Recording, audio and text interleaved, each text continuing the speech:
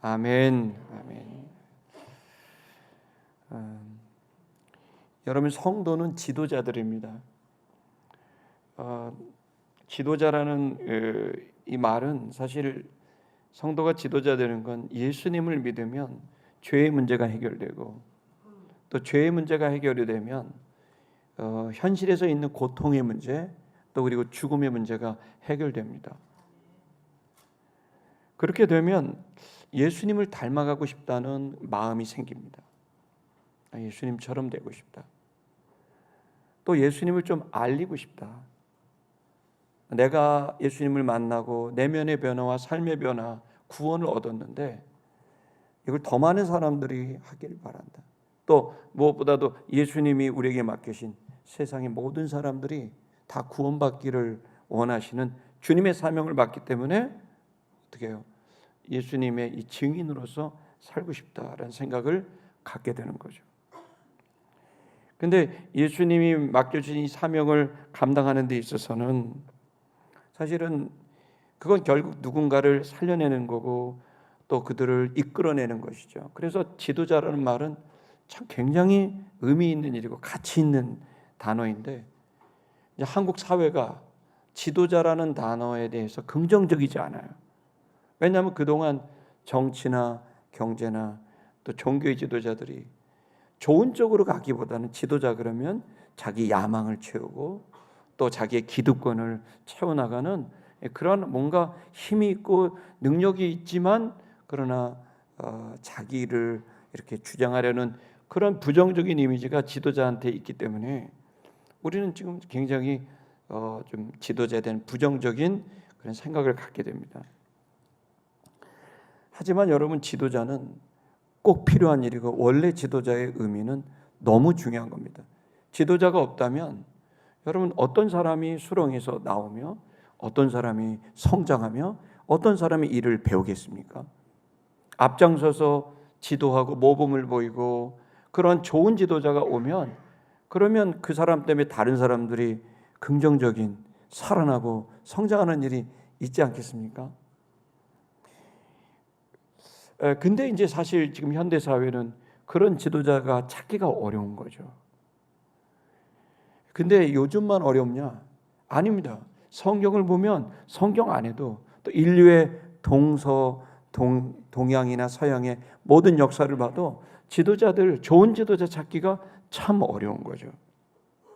그 좋은 지도자들은 높은 이상을 갖고 그리고 아름다운 포부를 갖고 그래서 뭔가 인류의 자기 민족의 그런 뭔가 기여하고 싶은 선행을 꿈꿉니다. 나라가 제대로 되게 하고 싶다.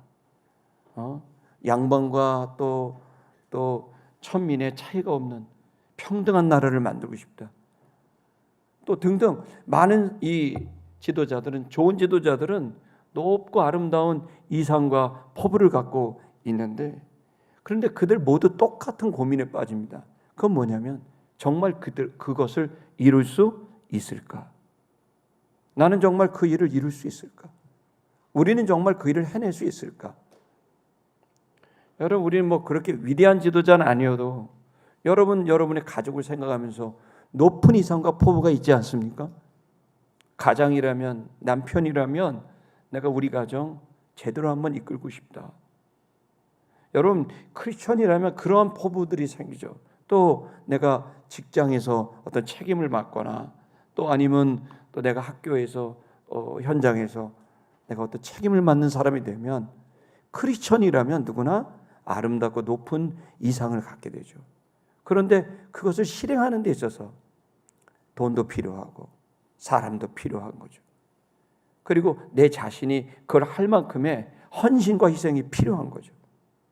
근데 이걸 할 수 있을까? 걱정하죠. 여러분, 이걸 어떻게 넘길까요? 여러분, 오늘 여러분이 읽으신 본문에는 우리가 잘 알고 있는 위대한 우리의 모범되는 지도자 바울이 나오는데, 바울은 이 문제를 뭘로 풀었는 줄 아세요? 따라하겠습니다. 서원 기도로 풀었다. 서원 기도로 풀었어요. 오늘이 바로 그 내용을 이야기하고 있는 겁니다. 우리 한번 이 본문의 말씀을 좀 볼까요? 18절을 다 같이 봉독하겠습니다. 18절 시작.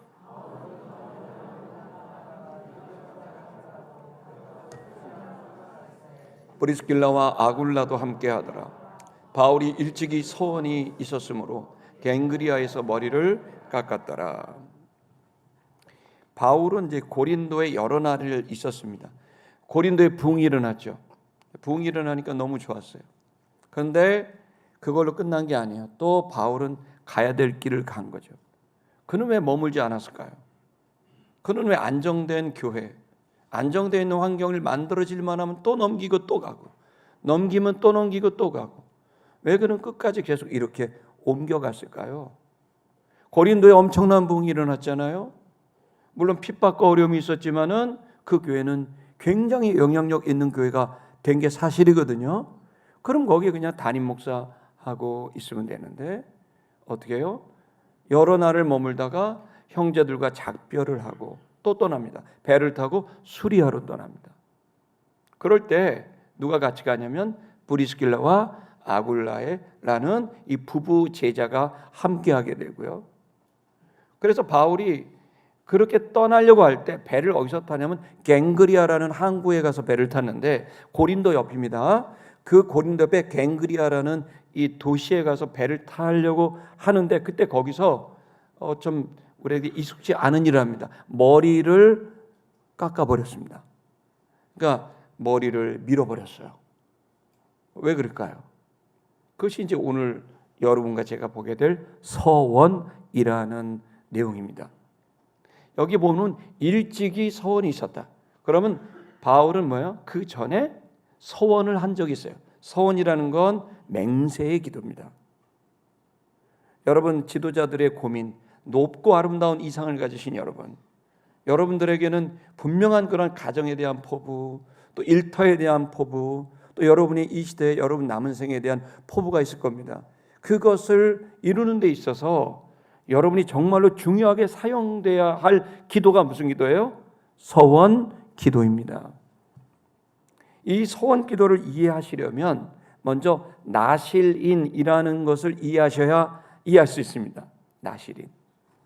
여러분 나실인은 구약에서 주로 나오는데요. 이 나실인은 어떤 거냐면 여러분 좀 어려우셔도 좀 낯설어도 좀 들어봐 주세요. 그 나실인은 나자르라고 하는 히브리 말에서 나오는데요. 성별되다, 구별되다, 거룩하게 되다 이런 뜻입니다. 이 나실인은 뭐냐면 일반인들과 달랐습니다. 나실인들은 이 하나님을 알아서 하나님 앞에 자기를 완전히 거룩하게 만들어서 구별되게 살았어요. 이 나자르의 원래 뜻은 뛰어나다는 뜻입니다. 뛰어난 사람. 무슨 얘기냐면 뛰어나기 때문에 자신을 완전히 하나님께 구별했다는 거예요. 어떤 식으로 구별했냐면요. 가장 대표적인 건 술을 끊었어요. 와인도 안 먹었고 포도주도 안 먹었고 포도즙도 안 먹었고 그러니까 그들은 독주도 안 먹었고 그리고 또 하나가 뭐냐면 머리를 깎지 않았어요. 수염과 머리를 깎지 않았어요. 그래서 이 말을 다른 말로 말을 하면은 이 나자를 다른게 들면 이렇게 가위로 이게 자르지 않은 그 가지가 무성한 아주 그냥 거칠은 포도나무 가지라는 말도 나자르라고 불러요. 그러니까 자기를 돌보지 않고 이걸 이쁘게 막 모양을 내지 않고 그냥 내버려 두고 그러면서 하는 거죠. 왜 그럴까요? 오로지 거룩과 성결을 지키려고 다른 거에는 신경을 쓰지 않고 하나님과 자신의 영혼만 신경 썼던 사람들이에요. 일종의 몽크, 수도사들인 거죠. 근데 이런 사람인데 지금의 수도사랑 또 달라요. 그래서 이 사람들은 또 사체, 더러운 죽은 시체에 접하지도 않습니다. 근데 더 대단한 건 그들은 그런데 또 일상을 똑같이 삽니다. 결혼도 하고 자녀도 낳고 직업도 갖습니다. 그런데 그렇게 삽니다. 그러니까 일상을 그대로 살면서도 그러면서도 구별된 삶을 살았던 사람들을 나자르, 나실인이라고 이렇게 부른 거죠. 대표적인 사람이 누굴까요? 여러분 머리카락 긴 사람 하면 생각나는 사람. 삼손 맞습니다. 삼손이 바로 나실인의 대표적인 사람이죠. 또 누가 있을까요? 사무엘입니다. 사무엘도 나실인이었습니다. 여러분 기억나세요? 사무엘의 어머니가 어떻게 했죠? 사무엘을 아이를 가질 때 이미 하나님께 드리겠다고 했죠. 구별되게 드린 겁니다. 그걸 뭐래요? 나실인이라고 그러죠. 신약 성경에도 나와 있는데요. 신약 성경에 거칠게 사신 분 한 분 계시죠. 막 들판에 살고 막 약대 털어도 있고 막 석청 먹고 이런 분 한 분 있죠. 누구죠? 세례요한입니다. 세례요한도 나실인이에요. 세례요한도. 근데 여러분이 잘 모르는 분도 한 분 있습니다. 그 중에 한 사람이 누구냐면 대표적인 사람이 예수님의 친동생 야고보입니다. 그도 그렇게 살았습니다. 그의 별명이 낙타 무릎입니다. 여러분 혹시 낙타 무릎 보셨습니까? 낙타가 왜요? 무릎이 있는데 이게 굳은 살에 베겨서 이렇게 툭 튀어나온 굳은 살이 있잖아요. 야고보의 별명이 낙타 무릎이에요.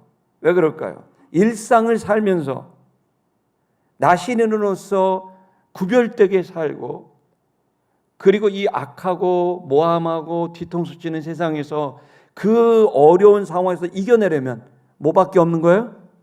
기도밖에 없었던 거예요. 그래서 이 나시린으로 살았던 예수의 친동생 야고보는 무릎을 꿇고 꿇다 보니까 그 무릎에 굳은 살이 너무 배겨서 낙타 무릎처럼 됐다고 하는 이야기가 전해 내려오고 있는 거죠. 왜 그러면 이들은 이렇게 구불되게 살았을까요? 그것은 그들이 살고 있었던 나실인 제도가 생기게 될 즈음에 바로 가나안이 갖고 있었던 문화와 종교 때문인 거예요. 유대인들이, 하나님의 백성들이 가나안 사람들에게 영향을 주고 그들을 거룩한 문화를 만들고 종교를 만드는 그 일을 했어야 되는데 유대인들이 그렇게 못한 거예요. 물을 드려야 될 종교인, 물을 드려야 될 신앙인들이 오히려 물이 들어버린 거예요. 가나안이 가지고 있었던 것, 대표적인 게 뭐죠? 술 문화입니다. 처음엔 와인으로 시작했다가 독주로 가고, 그러면서 점점 술을 마셔요. 그럼 그 다음에 가는 게 뭐죠? 그 다음에는 여러분 음행이 가는 거예요. 그래서 여러분 구약 성경에 보게 되면은요, 하나님의 사람들이 술에 취해서 음행을 저지르다가 나중에는 심지어 여러분 자기 딸과도 동침하게 되는 충격적인 일이 벌어지죠. 근친상간까지 벌어지는 거예요. 이번에 노벨상을 받았던 소설의 내용이 근친상간이잖아요. 인간은 계속해서 여러분 더 이 세상의 문화는 우리를 점점 어떻게 해요? 이 세상에 물들어지게 하는 거란 말이에요. 여러분 결국 그럴 때는 어떻게 돼요? 세속에 물드니까 한 번 죄에 빠지면 점점 물들죠. 한 번이 어렵지 두 번, 세 번 하면 쉬워요. 그래서 겉으로는 여호와의 백성이지만 실제로는 부자 되고 싶고 능력 있고 싶고 사람답게 뭔가 더 많은 위세를 떨며 살고 싶죠. 그러니까 어떻게 돼요? 모든 종교 신앙심이 기복주의로 완전히 바뀌죠. 하나님은 복을 주시는 분이지만 복을 위한 도구는 아니시거든요. 그런데 신앙이 완전히 그렇게 돼버리게 되니까, 그러니까 자기를 꾸미고 그리고 또 사람들 앞에 더 멋진 모습, 성공된 모습으로 그렇게 살고 싶으니까 점점 더 그렇게 되니까 나실인을 만들어서 레갑 자석들 이런 사람들, 성경에 정말 많은 사람들이 나실인으로 자발적으로 살게 돼. 이건 나실인은 누가 시켜서가 아니에요. 너는 레위 사람과 해야 돼가 아니에요. 각자 자신의 하나님을 만나고 난 이렇게 살 거야 라고 자발적으로 결단해서 맹세하는 이 사람들이 바로 평생을 주님께 드린 사람들이 나실인이었어요. 자, 그런데 이 나실인의 제도가 있었지만 그 나실인 제도가 이제는 더 발전을 해갔고요. 어떻게 바뀌냐면 평생을 드리는 나실인이 있고 일시적인 나실인이 있었던 거예요. 그 일시적인 나실인은 이 거룩하고 아름답고 선한 그러한 그 소원이 있거든요. 마음에 선행에 대한 그 소원이 있습니다. 그 소원을 이루고 싶은데, 그런데 내가 그럴 만한 능력도 없고 돈도 없고 사람도 없고 그리고 내 자신도 너무 연약한 걸 아니까, 그러나 소원은 생긴 거죠. 그러니까 괴리가 생겼어요. 이때 불안감이 찾아오고 두려움이 생기죠. 이때 하나님의 사람들이 주로 했었던 게 뭐예요? 서원 기도였던 거예요. 이건 바울만 했던 건 아닙니다. 여러분 그 사도행전 21장 23절 24절도 한번 우리 방송실 도와주시겠습니까? 네, 다 같이 읽겠습니다. 시작. 우리가 말하는 이대로 하라. 서원한 네 사람이 우리에게 있으니 24절 그들을 데리고 함께 결례를 행하고 그들을 위하여 비용을 내어 머리를 깎게 하라. 그러면 모든 사람이 그들에 대하여 들은 것이 사실이 아니고 그대도 율법을 지켜 행하는 줄 알 것이라 라고 하면서 바울만 했던 게 아니라 그들은 서원, 그래서 이 일시적 나시린으로 살겠다는 것을 하는 기도가 뭐죠? 서원 기도예요. 이 서원 기도는 정말 꼭 이루고 싶은 이 거룩하고 아름다운 선행인데 이걸 이루어야 되는데 그걸 이룰 만한 힘이 부족했을 때 하나님 저를 도와주십시오. 이걸 꼭 이루어 주십시오. 그럼 제가 그때까지 이렇게 살고 이렇게 살겠습니다. 제가 나시린으로 정말 몰입하고 집중해서 제가 살겠습니다. 제가 부족하기 때문에 저를 좀 쳐서 주님 앞에 복종시키면서 제가 좀 절제하면서 이게 이룰 때까지는 꼭 이렇게 살겠습니다. 그리고 제가 죄를 짓지 않고 하나님 앞에 온전히 서도록 저를 좀 쳐서 주 앞에 살겠습니다. 머리털 자르지 않고 술도 마시지 않고 즐거움을 하지 않고 그런 나의 정욕을 위해 하는 음식을 다 끊고 내가 정말 하나님 앞에서 내가 거룩하게 구별된 자로 제가 할 테니 주님 부탁입니다. 이 소원을 이루어 주시옵소서. 여러분 이게 이제 이들이 했던 소원 기도였던 거죠. 그래서 여러분 이 제도는 나시린만이 아니라 그 아모스서 2장 11절 그것도 한번 읽어보겠습니다. 아모스 2장 11절 거기에 보면 제일 먼저 나오는 성경 구절입니다. 아모스 2장 11절 읽겠습니다. 시작. 또 너희 아들 중에서 선지자를 너희 청년 중에서 나시린을 일으켰나니 이스라엘 자손이 과연 그렇지 아니하냐 이는 여호와의 말씀이니라. 그러면서 선지자와 나시린이 연관되어져 있는 거예요. 이것이 나중에는 유대 공동체 안에서 일시적 나시린과 그리고 평생 나시린으로 이제 구분하게 되는 전승이 이제 유전이 생기게 된 겁니다. 그래서 이 사람들은 정말 주님 앞에 이 소원을 이루고 싶은 열정이 다하게 된 거죠. 바울이 바로 그랬던 거예요. 2차 전도 여행이 끝날 때 바울은 겐그리아에서 이제 1차 전도 여행 소아시아, 2차 전도 여행 이제 유럽 이것을 끝내고 그는 서원을 했던 거죠. 그래서 자기의 머리에 삭도를 대면서 머리를 밀고 이발을 하게 된 거예요. 그것은 이전에 바울이 얼마나 두려웠고 여러분 바울이 그 많은 교회를 개척했습니다. 여러분 소아시아 가보시면 엄청난 도시를 여러분 20년 가깝게를 다니면서 엄청나게 많은 도시를 다니면서 마을마다 교회를 개척했어요. 그 바울이 교회를 개척하고 교회가 그렇게 부흥하게 된 건 그는 그의 돈 때문이 아니었어요. 그런 돈이 있어서가 아니에요. 그는 뛰어난 어떤 조력자들이 있어서도 아니었어요. 다 아마추어들이었어요. 새신자들이었어요.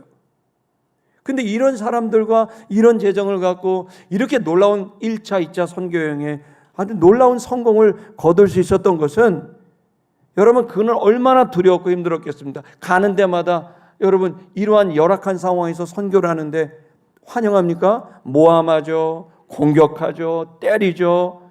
여러분 어떨 때는 죽도록 맞아서 완전히 시체가 됐기 때문에 성 밖으로 버려지기도 했죠. 감옥에 갇히기도 했죠.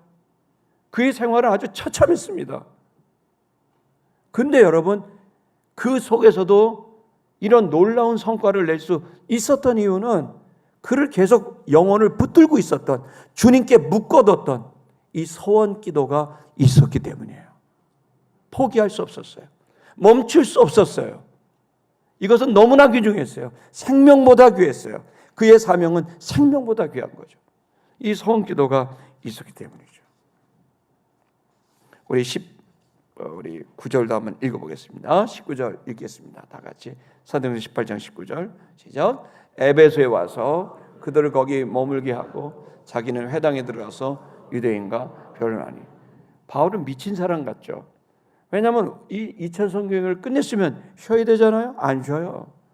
브리스길라와 아굴라는 여기 에베소에 머물게 하고 자기는 또다시 유대인 회당에 들어가서 또 복음을 전해요.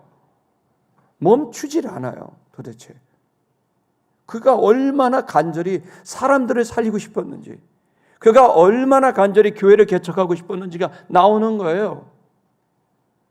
20절도 보겠습니다. 20절 읽겠습니다. 시작. 여러 사람이 더 오래 있기를 청하되 허락지 아니하고.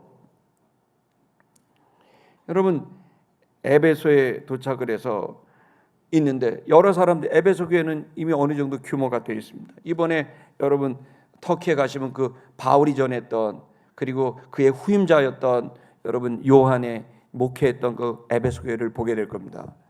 여러분 그 에베소에 갔는데 거기서 20절, 거기서 여러 사람들이 좀 더 오래 있으셔라, 좀 쉬셔라 하는데 바울이 허락지 않아요. 난 또 가야 될 길이 있다. 그러면서 또 가요. 에베소 교회는 왜 갔을까요? 여기는 중심된 교회예요. 우리 21절도 또 읽어보겠습니다. 21절 읽겠습니다. 시작. 작별하여 이르되 만일 하나님의 뜻이면 너희에게 돌아오리라 하고 배를 타고 에베소를 떠나. 그 21절에 보니까 작별했어요. 그리고 나서 이제 내가 떠나면서 하는 말이 내가 다시 돌아오겠다 이렇게 얘기를 합니다. 다시 돌아오겠다고 얘기를 합니다. 그러면서 약간 좀 이렇게 유머 섞입니다. 내가 다시 돌아오겠다. 뭐 하면 하나님의 뜻이라면 이렇게 얘기를 합니다. 좀 머물러서 좀 편안하게 좀 지내시고 또 여기 있으면서 또 재정비도 하시고 그렇게 되기를 성도들은, 제자들은 바랬지만은 바울은 얘기합니다. 아니다, 난 또 간다. 내가 근데 다시 올 거야. 오늘 이제 강인구 목사님 가시지만은 다시 올 겁니다. 윤근 실장님과 김보름 간사님 갔지만 또 다시 올 겁니다. 하나님의 뜻이면. 왜 그래요? 이거는 우리 현대교회는 이 성경의 교회와 너무 달라요. 너무 개교회주의예요. 여기서 떠나면 남이야. 남이 어디 있습니까? 다 천국 백성입니다. 신앙생활하다가 우리는 몇 번에 걸쳐서 교회도 옮깁니다. 바꿉니다. 저도 지금 여기 7번째 교회입니다. 할렐루야. 제가 다니던 교회도 개척한 교회도 있고 여기저기 다니고 여러분 여기 30년 만에 다시 온 겁니다. 여러분 우리는 우리의 인생에 중요한 게 뭐예요? 하나님 나라 안에 있고 우리는 하나님이 그 예수 그리스도 우리의 모든 교회 머리가 되시고 그리고 우리는 한 부분인 것이고 있는 동안 우리는 나시린처럼 몰입하고 집중해서 하나님 나라가 확정되면 되는 겁니다. 아멘입니까? 그렇게 하는 교회가 이 성경의 교회입니다. 그러면서 내가 다시 돌아오겠다라고 얘기를 합니다. 원전 노트를 한번 보여주시겠어요? 21절은 왜냐하면 길어가지고 21절 원전 노트 보면 그러면서 이제 배를 타고 작별을 했습니다. 내가 너에게 돌아올 거다. 그리고 하나님의 뜻이라면. 그리고 에베소를 이제 떠납니다. 어디로 갔을까요? 다음 넘겨주시면 거기에 가이사랴, 드디어 이제 이스라엘에 도착합니다. 조금 전까지는 유럽이었고 그 다음에 아시아였고 이제 이스라엘입니다. 가이사랴, 바로 유대 총독 관사가 있었던 정치의 중심지 가이사랴에 상륙합니다. 이제 이스라엘에 다시 들어온 거예요. 그리고 올라가 이렇게 돼 있죠. 올라가. 여러분 그리고 아랫부분은 내려가서 이렇게 돼 있죠. 올라가. 여러분 이제 상식 팁을 드립니다. 성경을 볼 때 예루살렘을 향하여 갈 때는 다 뭐라고 표현해요? 올라가라고 표현해요. 그 예루살렘에서 다른 도시로 내려갈 때는 다 뭐라고 표현해요? 내려가. 물론 위도상 높기도 하지만 예루살렘이라는 도시가 갖고 있는 가치, 그게 어마어마한 거죠. 그 예루살렘은 바로 온 인류를 구원한 예수 그리스도가 십자가에 못 박혀 죽으신 땅이고 부활하신 땅이고 다시 오실 땅이기 때문인 거죠. 그래서 여러분 그 예루살렘은 메시아와 관련이 있고 기독교 신자들에겐 예수 그리스도의 초림과 재림이 거기에 열쇠가 있기 때문에 거기를 올라간다라고 표현했죠. 여기서 누가도 올라갔습니다. 그 바로 이제 바울은 예루살렘에 갔고 거기에 가서 뭐예요? 교회에 안부를 묻죠. 왜 안부를 물어요? 예루살렘 엄청난 핍박에 소용돌이 한복판이에요. 스데반이 순교했던 곳이고 핍박에서 다 흩어졌던 초토화된 곳이에요. 그런데도 불구하고 거기 누가 살았어요? 예수의 동생 야고보가 낙타 무릎이 되도록 그 예루살렘 한복판에서 수많은 유대인들이 끝도 없이 죽이려고 하고 비팍, 뒤통수 치고 공격하고 그 속에서 이 야고보가 버틸 수 있었던 이유는 한 가지입니다. 바로 기도였어요. 그리고 거기에 예루살렘 교회 성도들이 있었어요. 그들에게 안부를 하고 다시 또 어디로 갑니까? 또 다시 지금의 터키 지역인 안디옥으로 또 내려가는 거죠. 이번에 안디옥 갈 겁니다. 바로 그 도시에. 제가 자꾸 홍보하고 있습니다. 안디옥을 가고 있습니다. 그러니까 여러분 여기서 교회가 세 개의 이름이 나왔죠. 에베소 교회, 그리고 안디옥 교회, 그리고 예루살렘 교회죠. 자, 여러분, 그래서 우리는 그 모델이 우리 시티미션 교회 모델인 거예요.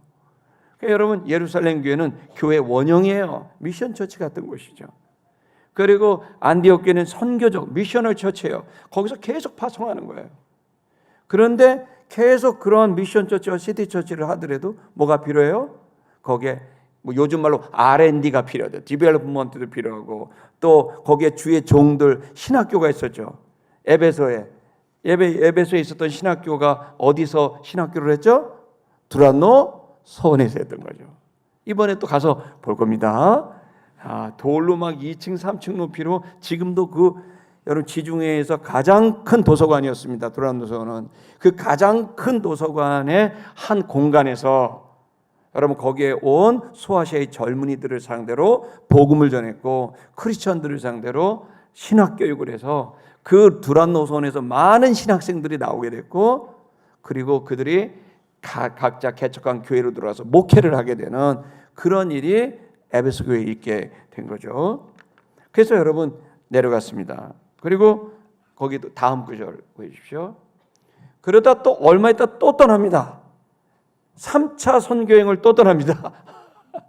여기 보면 얼마 있다가 a few day 며칠 안 있다가 거기에 안디옥 교회 갔다가 2차 전쟁이 끝났으면 뭐 해야 돼요? 휴가 가야 되잖아요. 안 가요.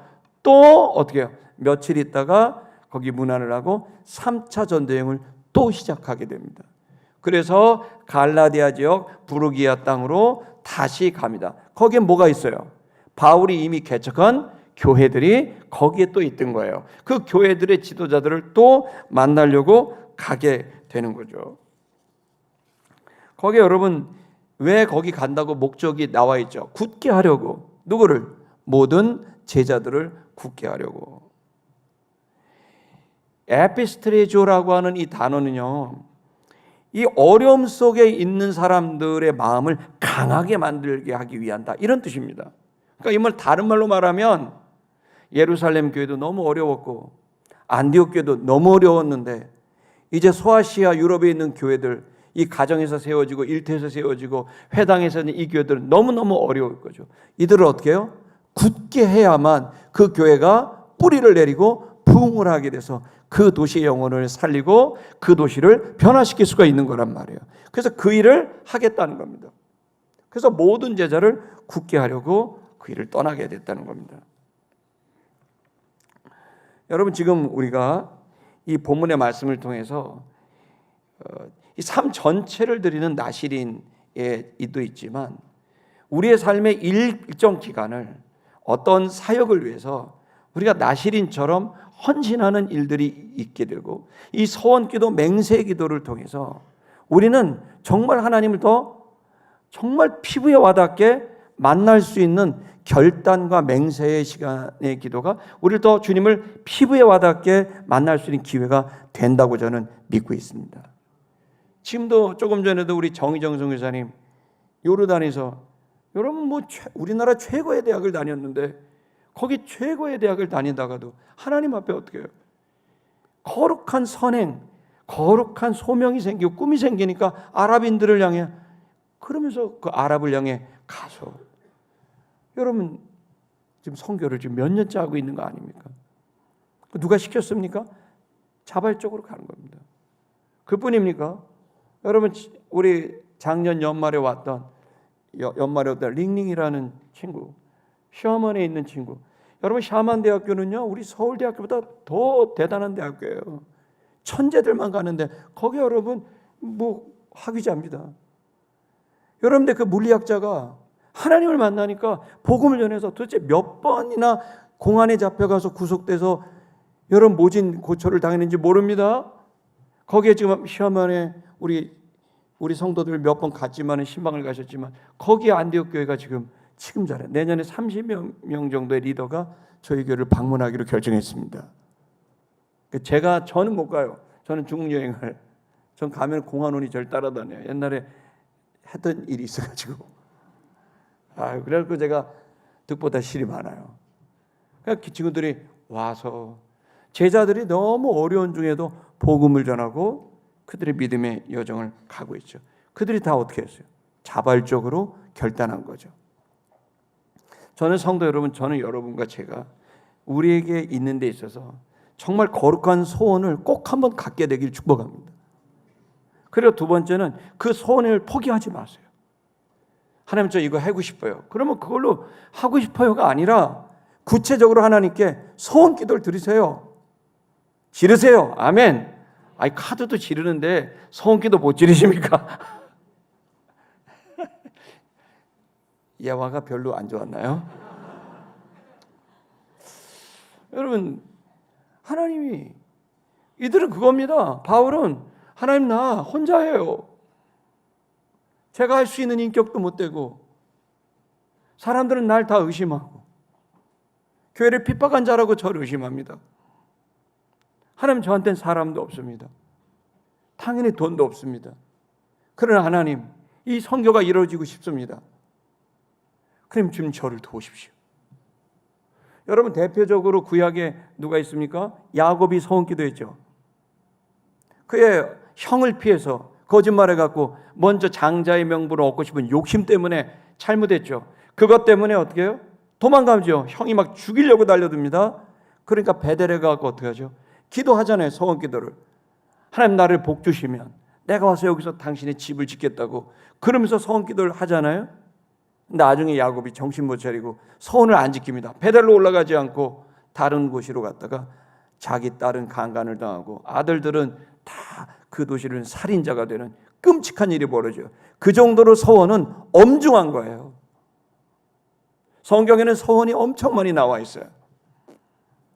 그러나 이 엄중하지만 그만큼 중요한 가치, 너무나 의미 있는 일을 위해선 이 소원 기도는 우리 모두에게, 연약한 우리들에게는, 힘도 없고 능력도 없는 우리들에게는 주님의 능력과 지혜가 필요로 하기 때문에 이 소원 기도는 반드시 우리에게 필요한 일이라고 생각합니다. 여러분이 돌파해 나갈 수 있는 그 힘이 이 기도에 있다고 저는 확신합니다. 저는 개인적으로 제가 주님을 19살에 믿고 주님을 믿으면서 막 제 마음에 그 꿈이 생겼어요. 거룩한 꿈이 생겼어요. 그건 뭐냐면, 그 꿈은 뭐냐면, 제가 보니까 이 일반적인 사람들 이제 그 속에서 정말 좋은 지도자들이 나오면 좋은 지도자의 양성이야말로 시대를 바꾸고 또 영혼을 살리는 너무 중요한 일인 거예요. 그래서 제가 이제 24살 때쯤에 이거 이제 하나님 앞에 기도를 하고 이렇게 있다가 군대 가기 직전에 일본 역사 책을 이렇게 한번 읽어봤어요. 이렇게 쭉 읽어가는데 거기에서 한 장면이 저한테 온 거예요. 그래서 좀 책을 좀 읽다가 보니까 거기에 여러분, 일본이 이렇게 발전된 나라가 되려면은 되기 위해서 뭐예요? 그 명치 유신이라는 메이지 유신이 있었기 때문에 이렇게 발전한 거죠. 근데 이거는 정말 충격적인 일이죠. 우리보다 100년 앞서서 그 혁명이 일어난 거죠. 그 아주 그 막부 정치라고 하는 그런 무시무시한 그 일본의 역사가 쭉 가다가 메이지 유신이 일어나면서 여러분, 일본어가 완전히, 히라가나가 완전히 그 자음과 모음 형태로 언어가 바뀌고 문명이 다 바뀌고 전 세계 책들을 일본어로 다 번역하는 엄청난 문명이 일어났단 말이에요. 그 충격적인 문명이, 그게 일본을 만들어서 그것 때문에 우리가 나라도 뺏길 수밖에 없었던 그런 힘을 일본이 갖게 됐어요. 물론 이제 그런데 그 명치 유신은 물론 이제 신앙적인 운동은 아닙니다만은 근데 그때 그 명신이 유신이 있기 전에 그 주역들이 여러분 성장할 수 있었던 그 성장시킨 사람이 하나 있어요. 그 사람이 누구냐면 요시다 쇼잉이라는 사람이에요. 그 책을 읽는데 요시다 쇼잉이 28에 요절을 했어요. 근데 그는 일찍이 책을 읽다가 이 서양의 문물을 봐, 특히 미국의 그 사람들을 만나면서 아, 이런 나라가 아니구나, 새로운 나라가 있구나, 그걸 알게 됐어요. 그래서 계속 그는 어렸지만 사람들에게 알리는 아주 천재적인 그런 리더십의 사람이었어요. 그런데 어떻게 돼요? 아, 저 제대로 배우고 싶어서 미국 군함에 밀항을 하려고 했어요. 그런데 일본의 막부가 그걸 알고 그를 잡았어요. 그리고 그를 가택연금시켰어요. 여러분, 집안에 갇혔어요. 그 조그만 집안에 갇혀서 할 수 있는 일은 아무것도 없었어요. 근데 이 사람은 신앙인이 아니었음에도 어떻게 해요? 내가 인재를 양성해야 된다. 그래서 글을 써가지고 친필로 글을 써서 아는 사람들한테, 주변 사람들의 정말 새로운 나라를 꿈꾸는 사람, 젊은이들을 모집했더니 사람들이 온 거예요. 몇 명 왔어요. 그 친구들과 3년 가깝게 같이 살다가 28에 암살로 죽어요. 그는 그 조그만 집에서, 그 조그만 집에다 명패를 걸고 사마천숙이라고 붙이고요, 거기서 새로운 세상을 꿈꾸는 그런 공동체를 한 거예요. 근데 그걸 보는데 연상이 되는 게, 아, 예수님도 그렇게 이 20대 제자들을 데리고 3년 반 동안을 그러고 다니셨고, 또 요한도 그렇고 바울도 그렇고 다 그런 거예요. 그러면서 제 마음에 소원이 생겨요. 우리나라도 화랑도가 있었고, 여러분 또 우리나라도 또 도산 서원제도가 있었고, 이런 것들이 있는 것처럼 아, 사람을 하려면 합숙을 시키고 그리고 학습을 시키고 그러면서 함께 문화를 만들면서 그렇게 인재가 양성되는구나. 아, 공부로만 안 되는구나. 같이 먹고 사는 문화로 되는구나. 그 공동체가 그 사람들을 만드는구나. 그런 어떤 그 영감을 제가 받게 되면서 저도 이제 24살에 꿈을 꾼 거예요. 야, 믿지 않는 요시다 쇼잉도 저렇게 했는데, 통일한국이 이루어져야 되는데, 대한민국이 선진국이 되어야 되는데, 그리고 전 세계를 이끌어가는 그런 나라가 되어야 되는데, 그걸 위해서는 인재가 필요하겠구나라는 그 저 100짜리 시골에서 그냥 꿈을 꿨어요. 그런 내 마음의 첫 구체가 공동체를 세우고 이 학교를 세운다, 그런 마음을 가지고 있는데, 그리고 군대 영장이 나서 군대를 갔다가 와서 보니까 집이 너무 어려워요. 그 일을 여러 가지를 막 해요. 앞치마도 팔고 뭐도 팔고 막 일을 막 해요. 그러면서 제 마음에는 저는 나는 이런 학교를 꼭 하고 싶습니다. 정치와 경제와 이 목회의 지도자를, 선교의 지도자를 저는 하고 싶습니다. 그런 소원이 20대 청년 마음에 있었어요. 그리고 막 있었는데 보니까 점점 돈이 좀 생겨요. 그 아파트도 좀 사고 뭐도 하고 좀 했어요. 그러면서 이제 보니까 제 마음에 여러분, 그러면서 사실 여기 서부교회로 있을 때도 제가 교육전사 파트로 있으면 그때도 계속 일을 했어요. 그러면서 돈을 모으고 싶었어요. 그 돈으로 학교를 지어야 되겠다 생각되는데, 아, 여러분 1996년도에 말이죠. 제가 고향이 논산인데, 논산이 새로운 시청, 구도시면에 새로운 시청 하면서 충청남도 주택 담당하는 그 공사가 신도시를 만드는 거예요. 그걸 딱 봤는데 그 옆에 교육부지가 나온 거예요. 시청 옆에. 그러니까 유치원도 할 수 있고 어린이집도 할 수 있고 학원도 할 수 있는 교육부지가 나온 거예요. 수백 평이. 그래가지고 있는 거 다 팔아가지고 그 땅을 샀어요. 그래가지고 거기다가 짓기로 결심을 하고 건설업체에다 얘기를 해서 땅을 파고 짓기 시작했죠. 그런데 얼마 있다가 이 사람들이 IMF가 터졌어요. 그래가지고 그 일로 인해가지고, 근데 이 사람이 저한테 거짓말을 쳤어요. 그래갖고 제가 우리 건물 짓는 데 필요한 돈 그것만 재료를 구하는데 내가 지급 보증을 쓸 테니 그 재료를 싸게 해달라. 그걸 갖고 왔어요. 그래갖고 했는데 이 사람이 이걸 자기가 한 모든 공사에 다 주는 바람에 그게 다 제 빚이 됐어요. 그 사람 빚이 제 빚이 됐는데 얼마가 되는지 말하시면 놀랄 거예요. 20억 원이 훨씬 넘는 빚이 저한테 온 거예요. 이 얘기를 아내한테 말하면은 아내가 도망갈까 봐, 이혼당할까 봐 얘기도 못하고, 부모님들한테 얘기하면 부모님들은 또 걱정과 근심만 할까 봐 얘기도 못하고, 그래서 치열하게 싸우는데 안 돼요. 왜? IMF 때는 나라가 부도가 나니까 남부지방법원에 갔더니 저 같은 사람이 줄을 서 있는 거예요. 나는 될 것도 아니에요. 더 크고 심각한 문제를 가진 사람들이 끝도 없이 금융이 파산이 오는데, 그리고 딱 나는데 그 판사가 그냥 저한테 20억 원 좀 안 되는 돈을 하면서 당신하라고, 불편하면 항소하라고. 그게 끝나는 거예요. 그 다음 그래요.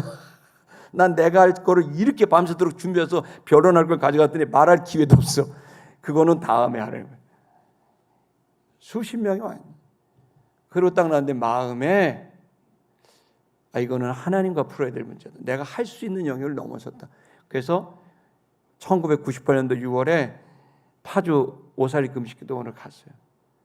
오살리 금식기도원을 가갖고 그 3일을 금식했어요. 너무 괴롭고 그 건설회사 대표를 때려 죽이고 싶고, 그걸 소개한 선배님을 때려 죽이고 싶고, 그 판사도 그러면 안 되지, 막 그 마음이 막 원망이 막 일어나가지고 있다가 점점 되는데, 이튿날은 내 자신이 한심스럽고, 그러다가 거기에서 제 마음에 3일 금식을 하는데 하나님이 제 마음에 주신 거예요. 내가 너한테 사람을 지으라 그랬지 건물을 지으라 그랬냐? 명확하게 드리는 거예요. 그러면서 제 마음에 너무나 큰 회개가 일어나고, 그러면서 하나님이 거기 더 붙여. 얼마나 얄미우신지 하나님은 안 봐줘요. 네가 사람을 지으면 건물을 짓게 될 거다. 사람을 지어라. 그래서 그때 제가 서원 기도를 했어요. 그 자리에 오살리 금식기도원 대성전 앞에 한가운데 강대상 아래에서 무릎을 꿇고 하나님 향해서, 하나님, 제가 제 젊음을 사람 짓는 데 쓰겠습니다. 청년을 살리는 데 쓰겠습니다. 그러니 주님, 이 빚을 갚아주십시오. 당신의 영광이 가리우면 안 됩니다. 다만 주님, 저의 최선을 다해야 되니 쉬지 않고 쉬는 날 일해서 제가 그 돈으로 갚을 테니, 저의 최대치를 할 테니 약속을 했어요. 20년 동안 휴일이 없었어요. 그리고 청년을 살려야 되기 때문에 신촌에서 막 설교하는데, 인천에 있는 순복음교회가 담임 목사 청빙하고, 또 밝은 교회, 여기 성도들이 알 겁니다. 또 산성감리교회, 또 신수동 성결교회, 이런 데서 담임 목사 청빙을 해요. 하는데 그때마다 제가 청년 사역 할 수 있냐고. 그러면 우리 교회가 전통이 있기 때문에 안 된다. 우선 이거는. 그러면 다 거절하고요. 2018년까지 그 일들이 쭉 있었어요. 그리고 2018년 6월 달에 소원이 끝났어요. 궁금한 일이, 그러면 그 18억 원은 어떻게 갚았냐고. 어떻게 갚았을 것 같아요? 복리에 복리가 붙어갖고 이자가 점점 늘어서, 그런데 놀랍게도 16년 3개월 만에 23억 4천만 원을 하나님이 갚게 하셨어요. 아멘도 안 하고 기뻐하지도 않고.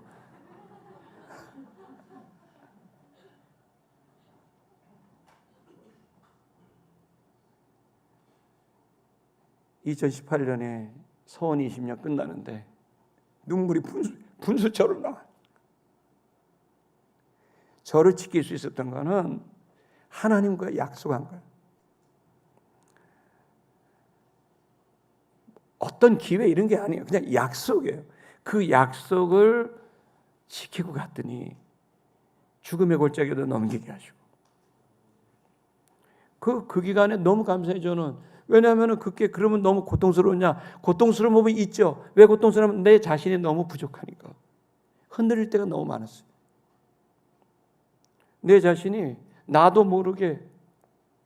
여러분, 그런데 그러고 나서 그 기간에 저는 너무나 많은 시간들에 저 자신과 싸우면서 20년을 보냈는데, 여러분 보십시오. 그 시간이 지나고 났더니 제가 그때 정치와 경제와 여러분 선교의 지도자들을 세우고 싶다고 그 마음을 했는데, 여러분 지금 국가장학금, 여러분 그 별로 나는 관심 없으신 분들이 국가장학금 받으신 분 있습니까? 지금 국가장학금 받은 청년들 한번 손 한번 들어보세요. 국가장학금 손든 사람들 여기 있어요. 청년들.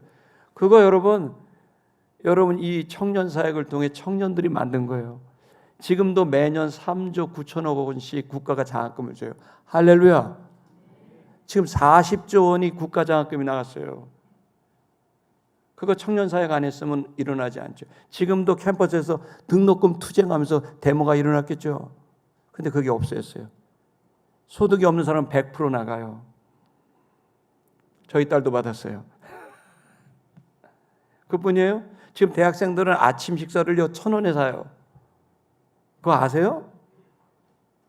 대학생들은 지금 아침 식사 원래 5, 6천 원 줘야 되는데 학식이 1,000원에 줘요. 그 1,000원이 뭐야? 그거 기억나세요? 1,000원 밥차? 시내가 푸른나무교회에서 1억 5천만 원을 헌금해 주시고 제가 어떻게 해갖고 2,500만 원 해갖고 여러분 1억 7,500만 원을 갖고 1,000원 밥차를 45인승을 개조해서 밥차 400명 먹일 수 있는 거 해가지고 그 밥차를 갖고 트럭을 개조해서 나눴더니 지금 어떻게 돼요? 대학생들은 아침 안 굶어요. 그거 왜 시작한 줄 아세요? 지금 광주에서 변호사하고 있는 신원진이라고 있어요. 신원진이 새벽 예배로 왔는데 식빵을 이렇게 갖고 왔어. 너 식빵을 아침부터 먹냐 그랬더니 얘기를 안 해. 개척교회 목사님 아들이거든요. 아침을 안 먹어요. 밥을 못 먹고 식빵으로 며칠을 때우는 거예요. 지금 변호사 돼서 지금 잘 먹고 있지만 그걸 보면 너무 가슴이 찢어지는 거예요. 이거 1,000원에 밥을 줄 수 없을까? 그때 여러분이 이렇게 됐어요. 여러분 오늘 10월 27일 오늘 반동성애 포괄적 차별금지법 동성애 이 집회하잖아요. 기억나세요? 우리나라 최초로 동성애에 대한 이 문제를 막아서고 했던 교회가 어느 교회예요? 기억나시죠? 아스팔트에 누우셨던 기억. 그 300명이 200만 명이 된 거예요. 그 시작한 게 우리 교회에서. 그 영상이 아직도 떠돌더라고요. 저는 행복해요. 저는 감사해요. 하나님께서 이러한 서원 기도를 들으시고 역사하시고 일을 하셨다는 것은 저는 너무 참 기가 막힌 하나님의 일이었다고 저는 생각합니다. 여기서 다 거론하지 않지만 저는 여러분에게 도전합니다.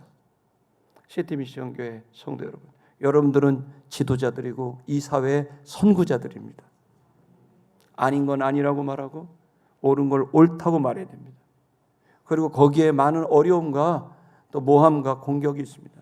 그러나 여러분 그거와 관계없이 여러분의 인생에서 내가 지도자로서 내가 내 인생의 일정 기간은 주를 위해서 결단하는 서원 기도를 여러분에게 도전합니다. 그 서원 기도를 통해 여러분 사람을 살리고 세상이 변화되는 일을 꼭 경험할 수 있길 주의 이름으로 축복합니다.